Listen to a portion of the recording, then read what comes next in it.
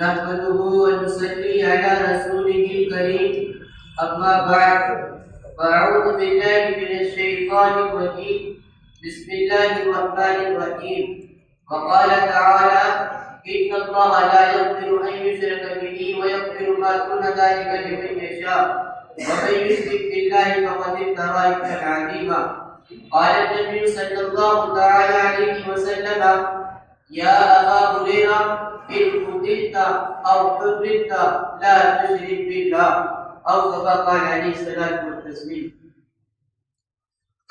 جس دور پہ نازا کی دنیا اب ہم کو زمانہ بھول گئے، جس دور پہ نازا کی دنیا اب ہم کو زمانہ بھول گئے، اوروں کو جگانا یاد رہا خود ہوش میں آنا بھول گئے، منہ دیکھ لیا آئینے میں پر داغ نہ دیکھا سینے میں، منہ دیکھ لیا آئینے میں پر داغ نہ دیکھا سینے میں، دل ایسا لگایا جینے میں مرنے کو مسلمان بھول گئے. اذان تو اب بھی ہوتی ہے مسجد کی فضا میں عبد المالک، اذان تو اب بھی ہوتی ہے مسجد کی فضا میں عبد المالک، جس درد سے دل کی پیارے تھے وہ درد لگانا بھول گئے. محترم سامعین کرام، آج کے اس باوقار اجلاس میں میرا موضوع سخن توحید خدا ہوتی ہے. آج دنیا کے چپے چپے سے اپنے اپنے حقوق کی طلبگاری کی آوازیں آ رہی ہیں. ہر ایک شخص کو دوسرے سے یہی شکوہ ہے کہ وہ میرے حقوق ادا کیوں نہیں کرتا. چنانچہ والدین کو شکایت ہے اولاد سے کہ وہ ان کی اطاعت و فرما برداری کیوں نہیں کرتی. اسی طرح اولاد کو شکایت ہے والدین سے، ایک حاکم کو شکایت ہے رعایا سے، اور تعجب کی بات تو یہ ہے کہ رعایا بھی خوش نہیں.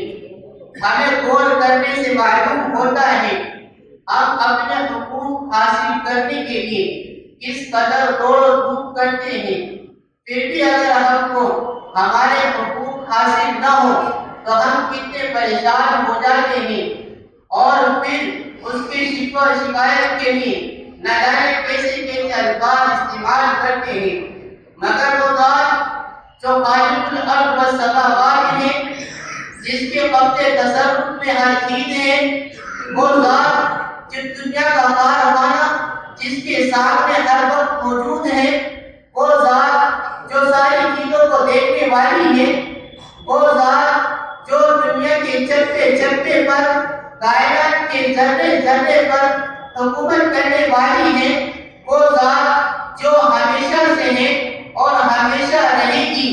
کسی شاعر نے کیا خوب کہا ہے، نئے گلشن رہے گا نہ اس کا رنگ و باقی، نئے گلشن رہے گا نہ اس کا رنگ و باقی، دنیا کا ذرہ ذرہ پانی مگر تو ہی تو باقی. دوستو، وہ ذات بھی تو ہم سے اپنے حقوق کا مطالبہ کرتی ہے.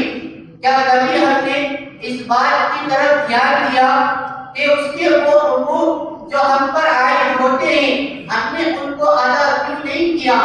ذرا سوچو تو صحیح، کیا اس نے ہمیں پیدا نہیں کیا؟ ذرا سوچو تو صحیح، کیا وہ ہمیں رزق نہیں دیتا؟ ذرا سوچو تو صحیح، کیا وہ ہماری مشکلوں کا حل نہیں کرتا؟ ذرا سوچو تو صحیح، کیا وہ ہماری حاجتوں کو پورا نہیں کرتا؟ ذرا سوچو تو صحیح، کیا وہ ہمیں نعمتیں نہیں دیتا؟ ان سب صفات کے حامل صرف اور صرف اللہ تعالی ہے. ان کے علاوہ اور کوئی کہاں ہو سکتا ہے، اور ہو بھی کیسے؟ کیونکہ خالق و مخلوق اور عابد و معبود میں فرق ہوتا ہے. کیا اس ذات کا ہم پر اتنا بھی حق نہیں ہے کہ وہ ہم سے اس بات کا مطالبہ کرے میرے ساتھ کسی کو شریک نہ ٹھہراؤ؟ ارے کلمہ لا الہ الا اللہ محمد رسول اللہ میں یہی تو سمجھایا گیا ہے. اللہ کے کنارے، خدا کے پیارے، مالک کوثر، شاہ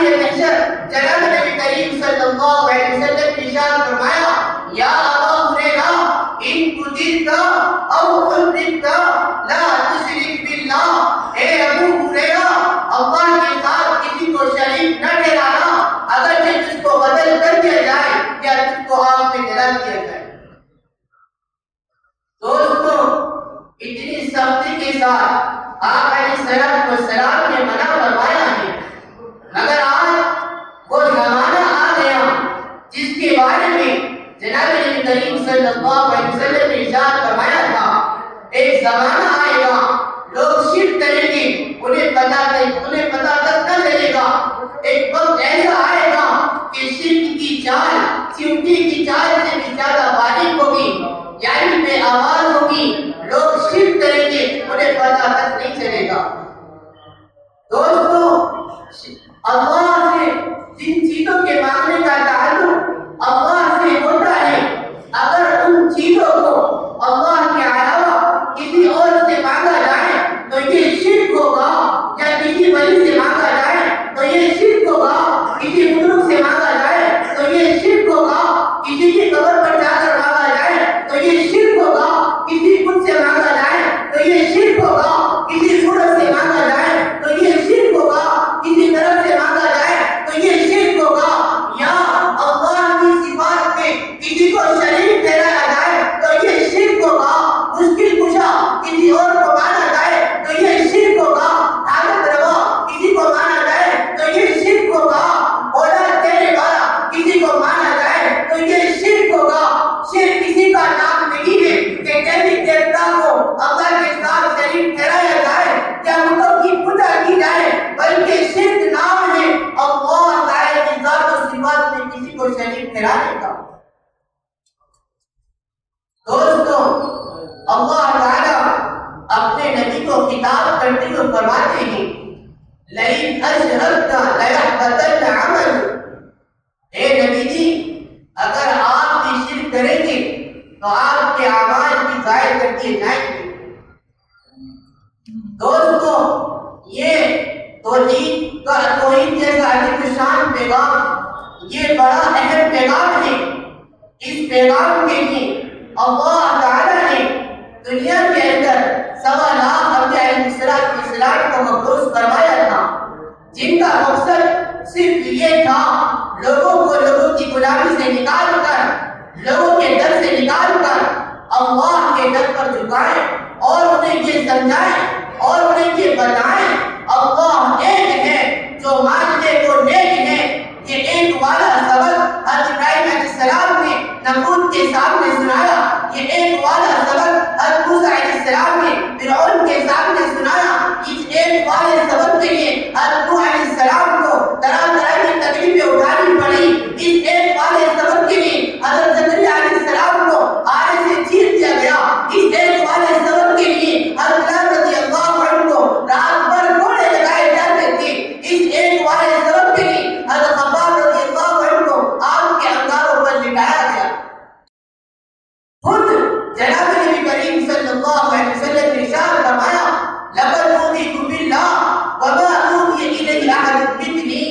لوگوں خدا کی راہ میں جتنا مجھے ستایا گیا جتنا مجھے ڈرایا گیا اتنا کسی کو نہیں ستایا گیا اتنا کسی کو نہیں ڈرایا گیا. کیوں ستایا گیا کیوں ڈرایا گیا وجہ کیا تھی؟ ان سب حضرات کا کہنا یہ تھا اللہ ملک میں صفات میں اختیار میں ایک ہے.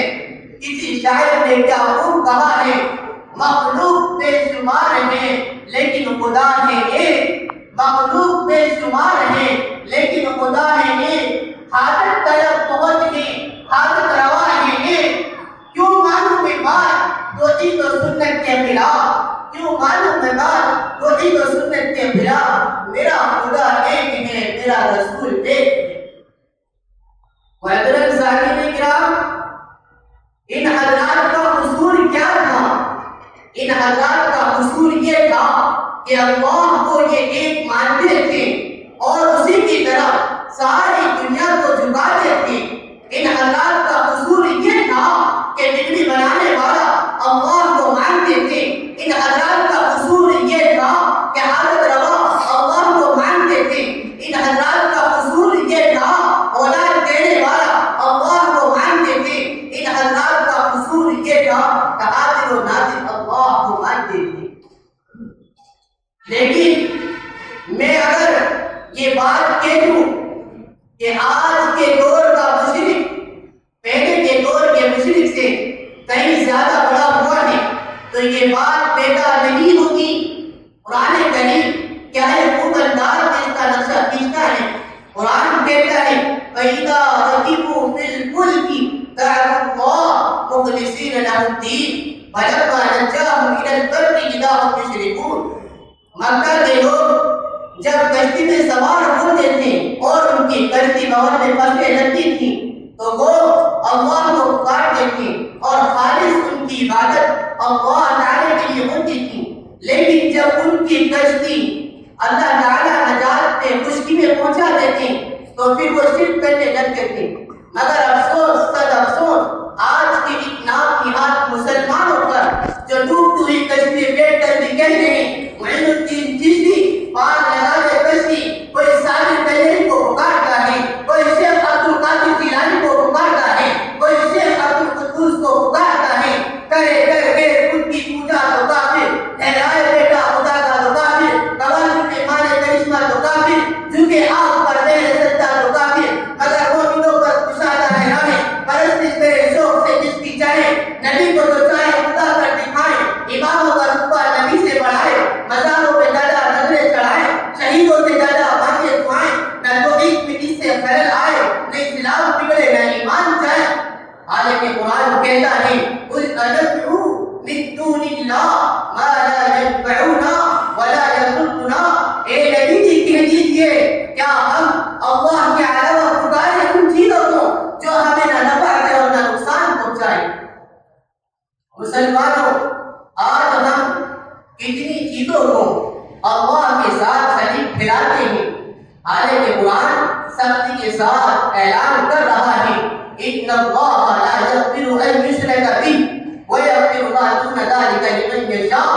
اللہ شرک کرنے والوں کو بالکل معاف نہیں فرمائیں گے, اس کے علاوہ جس کو چاہیں گے معاف کر دیں گے.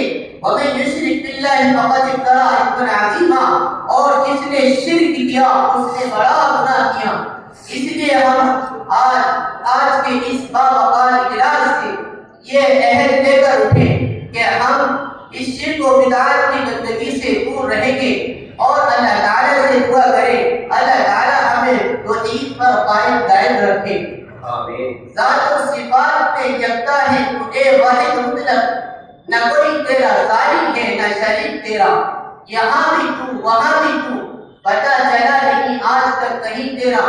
یوں تو اس قادر و قیوم کی رحمت ہے آپ, یوں تو اس قادر و قیوم کی رحمت ہے آپ, پر مقدر سے ملا کرتا ہے توحید کا جام.